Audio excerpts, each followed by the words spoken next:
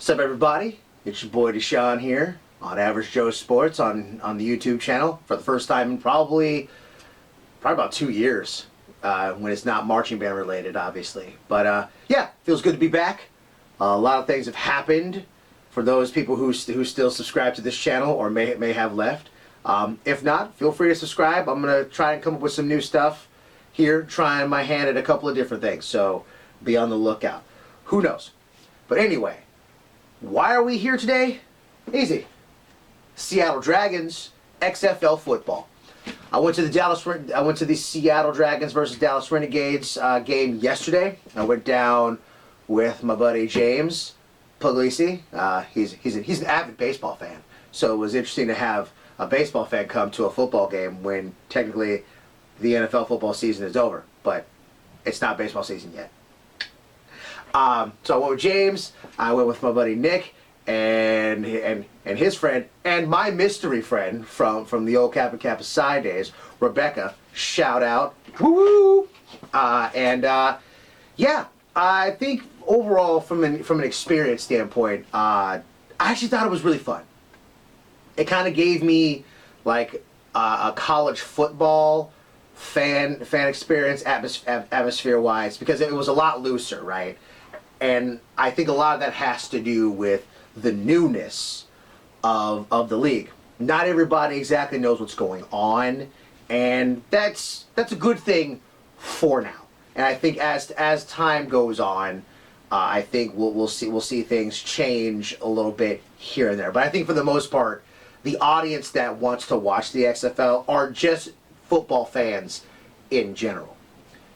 I've seen a lot of smack talk about the XFL this go around, mainly because when the XFL originally came out, you didn't have social media.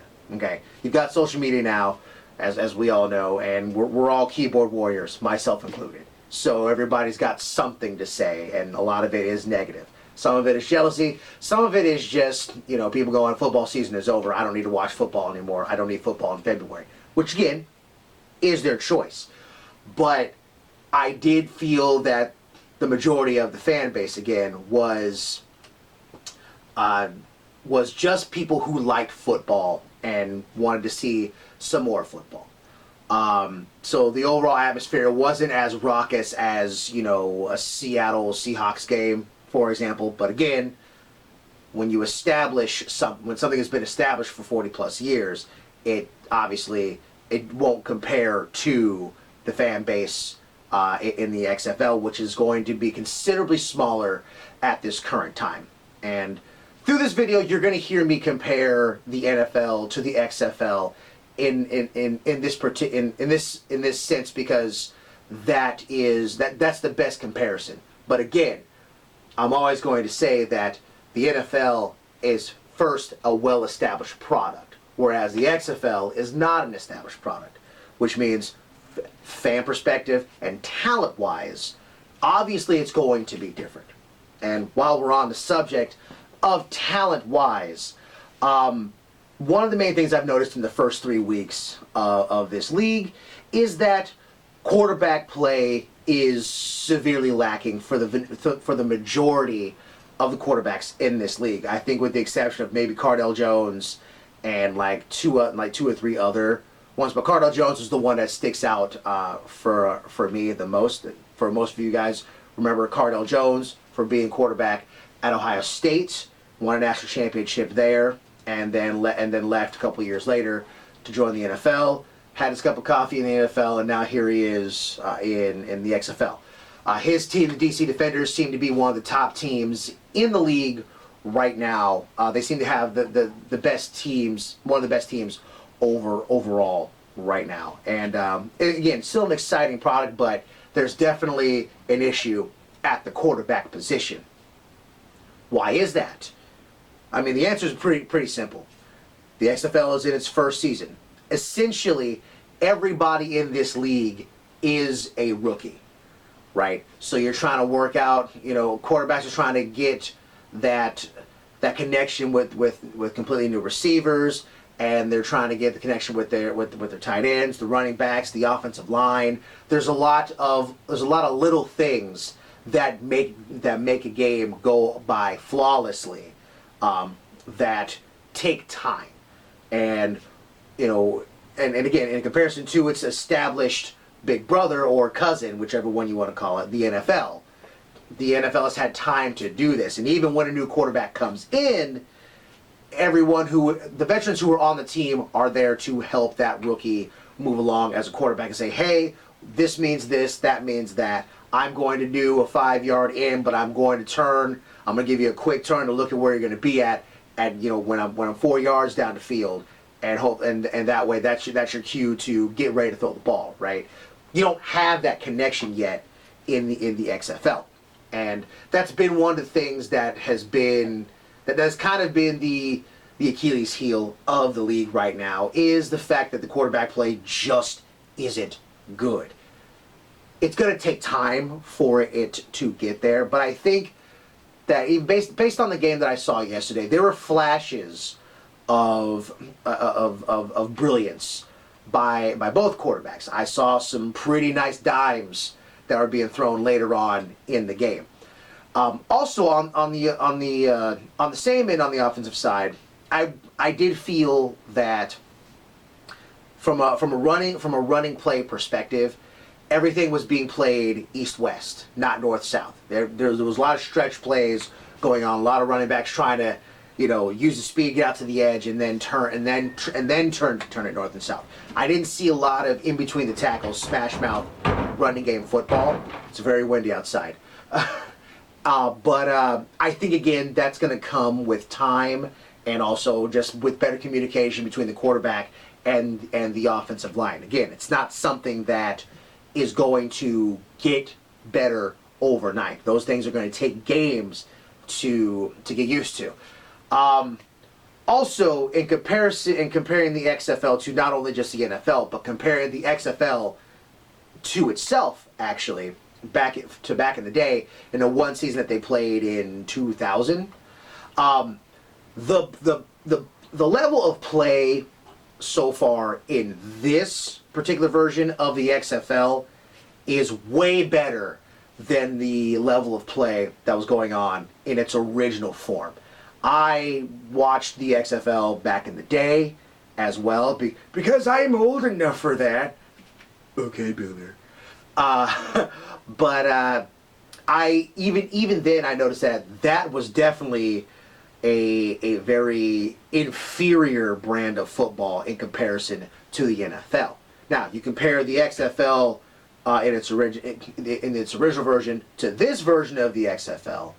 This version of the XFL is miles away better than what it was originally. And I think at the time, Vince McMahon was trying to pump in so much entertainment to make the sport have that big flash and glitz and glamour that they forgot about, hey, we're still playing a football game here. Again, they were trying different rules, obviously, and they had that weird face-off thing. Every two players run full speed at each other, and whoever gets the ball is the team that gets the kick. All that stuff is gone now, thank God. And it's kind of gone back to a traditional football format. Obviously, some of the newer set of rules in this league is actually interesting. I like the kickoffs rule. I do, because it is safer for the players. I mean, the difference is you're going to see the gunners and stuff in special teams. They're still going to be running head first at each other. It just won't be at full breakneck speed. It'll just be from a dead stop. I actually think it still gives a chance for the receiver to actually bring the ball in play for what is potentially always the most exciting play in football. Is that person going to break the line? So far, I haven't seen a return go more than 25 yards, and that's where the receiver would meet up with both sides of the line and have to find a hole to get through, right? But once they get through that, they're home free. No one's catching them. There's no one sitting back as kind of like the outfielder as the last chance to stop the play. That's not going to happen. Well, there is. Now I think about it, it's the kicker. But again, you then have a guy who's running full speed in a completely open field. So the kicker is at an absolute disadvantage. But for the most part, the rest of the rules ultimately run the exact same as college football. You only need 1 foot to stay in bounds, which is a rule that I'm okay with for right now. I hope they move away from that rule. I think this is still supposed to be kind of prep getting to the NFL. I think it needs to actually still be 2 feet in bounds for that. But again, if that's the one glaring rule that I have to deal with going forward, then I'm okay with that. That's not a deal breaker for me as a football fan. The point conversions, they put the ball on the 5 for 1 point, put the ball on the 10 for 2 points. Then the 3-point, I believe, is from the 15, and you do basically like a 2-point conversion. There are no point after attempts for kickers. The kickers will still kick field goals on 4th down should they need to, which I guess is okay. I only saw 1 conversion the entire game that I was at yesterday, but most of the time the 2-point conversions were not very successful. They even in the games that I watched previously. So again, it's something that I think will get better as the league progresses, but. To me, it's kind of a non-factor. That idea is not as exciting to me right now. But again, the craft is still in the process of being perfected, right? So I think it'll get there. It's just this season is not the time where that's going to be as big of a factor.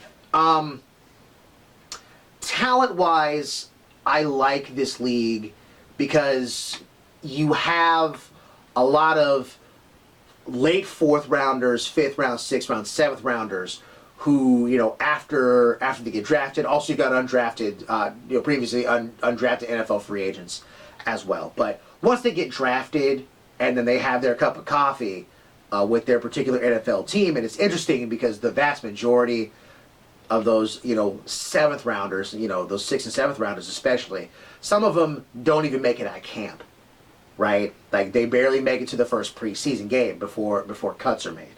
So it's kind of interesting for them, and I think this will be the league for them to make improvements and show coaches in the NFL going in the future what they've been working on and what they've accomplished. But again, as I was saying before I got off track, that the league as a whole can serve as obviously as a proving ground for these late round draftees to play and still show a little bit of what they have. Also, and again, we'll talk more about what the future holds for this league a little bit later. This vlog's going to be very long. Sorry, guys. But because there's just so much to talk about. But it's. There's a lot of NFL caliber talent. It's just lower tier NFL talent. Again, I like the league, and I want it to succeed. And one of the things that my buddy James Puglisi was talking about, and it was a key point, and it was something that I thought about, was he said, from a fan perspective, how is the NFL, the XFL, going to bring? Can the XFL bring these fans back to the stadium? As this season goes on, it's been noted that Vince McMahon is willing to lose money over the first 3 years of this program to put a foundation of something that could be solidified and keep going. So he's obviously willing to put in the money and the time that it takes to make all of this work, which is good. And I think that in the XFL in its original capacity, I think that idea was still there, but I think because it was so rushed and not completely thought out, that it never really got to that point to be like, hey, we're trying to progress this brand and progress this league for something better moving on in the future. So obviously right now Vince McMahon's head is in fact in the right place on this. But yes, I do worry about, is it going to keep the fans entertained? I mean, from a ticket price perspective, it should be well enough to keep fans coming back, at least in the beginning, right? I bought my tickets off StubHub versus Ticketmaster because I figured if I'm going to get taken to the cleaners, I'd rather get taken to the cleaners spending less money. So I went through StubHub, and my tickets were, I think, before fees, they were $45. Now compare that to the average NFL game. Now again, I've checked StubHub, I've even checked Ticketmaster, and the fan ticket shares on each individual NFL page. For the Seahawks to go for the Seahawks to watch, or to go watch the Seahawks rather, play, the Miami Dolphins. That ticket just to sit in the nosebleed is going to still cost you $162 per ticket, right? So when and again, that's before fees. Ticketmaster's going to probably, hit you up for at least another $15, $20 in unnecessary fees, right? So with that, you're thinking, almost $200 just to get in the door, right? So this option of XFL football is going to be a much cheaper option for families. You can get in the door with 4 tickets for the same price it's going to cost you for 1 ticket at an NFL game to sit in the nosebleeds, right? And again, we were sitting in the lower bowl because the only thing that's available for these games at CenturyLink Field is the lower bowl, which again is a smart move, right? So we were sitting in the south end zone in the corner, on the left side, right side, on the right side, and again, watching football in the end zone isn't necessarily the greatest viewpoint. And again, there's not a bad seat in the clink. It's just when you're in the lower bowl, angles become more of an issue than sitting. If I was sitting, in the upper deck behind the end zone, it would have been fine because I still have that overhead view. The view was just a lot flatter from section 119. That's all. So again. But for the price, I got 4 tickets for it was like $250, $260 for 4 tickets. So I mean, for the value, it was great. Now again, if the league takes off, the tickets won't always be that cheap. But if you have kids and you want to take them to an XFL football game, you're gonna be able to get in and still buy merch and still buy cotton candy and stuff like that. That'll still happen, but you can at least still get in the door and not feel like you're getting completely ripped off by the league. So I think the value there is great, and I heard season ticket packages aren't super expensive either, so that's good. Just as another list, I don't really have any other list items on getting into the stadium. It's the same as getting into any stadium for any sporting event, right?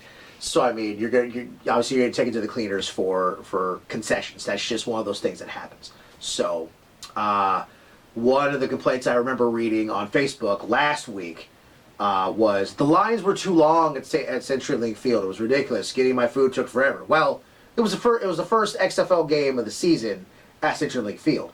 You know what I'm saying? That's going to happen. You know what I'm saying? You get the same exact lines in the Seahawks game on a Thursday night against Tampa Bay. So I mean, take that as you get it. But looking moreover at what I think the league can do going forward is that they've got to be able to keep some of the talent in the XFL to expand the brand, so to speak. And the only way to do that is to kind of lock these guys into, a 2-year contract, similar to what the Canadian Football League does. If you don't get drafted by the NFL and then you get picked up in the draft for the CFL, you have to play there for 2 years, and then you can go and put yourself back in, to be picked up as a free agent in the NFL.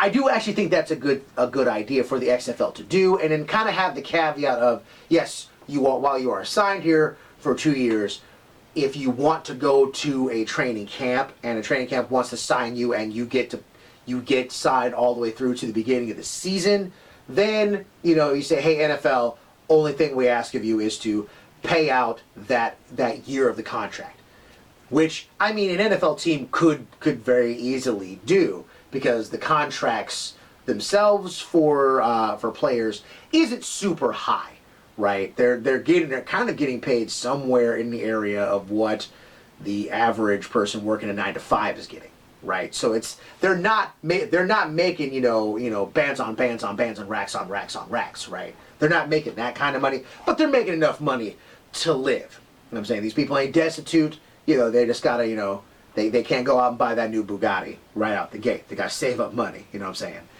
But, so that is something that they could do moving forward. And for the fans who are for football fans who look at the NFL and say, well, this is a subpar product. Yes, you are absolutely right. And if you go into the mindset thinking that this is minor league football, I think then you're going to actually feel a whole lot better about the product going in and seeing it live. Because if I went into the game yesterday thinking, this is going to be the same level of football as I watch on Sundays, Mondays, and Thursdays on the NFL, I would have been completely and absolutely disappointed. I would have felt that I got ripped off. But because I went into this knowing that this is essentially a minor league football game, I got exactly what I asked for. And at certain points during the game, I got a little bit more. Again, the atmosphere was very positive. It was very, very light despite the loss. But I did feel that it was actually more of a family atmosphere. So whereas the average football game, whether it be college or the NFL, I don't care what anybody says on the internet. It is not family. It's not family appropriate. You should not bring your 5-year-old to a football game. But if you do, and they wind up saying MFers and start swearing, and saying things that you weren't expecting to, sorry, but that's what you walked into. That's what you agreed to when you came into the game. Not everybody's going to censor themselves in front of your child. Your child's virgin ears are just going to get burnt every so often. It's one of those things. Whereas for the XFL, the overall attitude and the overall sense was so light that I felt that, yeah, you could totally bring your young son or daughter and let them experience games. Sure, someone's still going to throw an F-bomb out here and there. It's still a blue-collar sport at the end of the day, but it's not going to be so heightened and so multiplied by like 70,000+ fans that it's not going to make you feel super uncomfortable. So that's kind of my review for on the XFL at its current state. Would I go to another XFL game? 100% I would go again. I might try to get tickets to the game on the 15th. Not entirely sure. And if I do, I'll probably try to sit in a better viewpoint, so I can get more of the football experience than the angle which I got. But yeah, that's it for the vlog today. Hopefully you guys stayed through this. I think this vlog will probably be, I'm guessing, probably about 10-15 minutes. But if you stayed through it, great. If you actually jumped onto the YouTube, if you clicked on the YouTube link, hit like, if you want to. And if you want to, you can subscribe if you want to as well. If you don't, that's cool. Hopefully I'll be putting out more content here in the future, and we'll just see where it goes. We're going to talk sports for the fun of sports and, live a little bit. Peace out, guys. Go Dragons! Breathing fire! Go Dragons!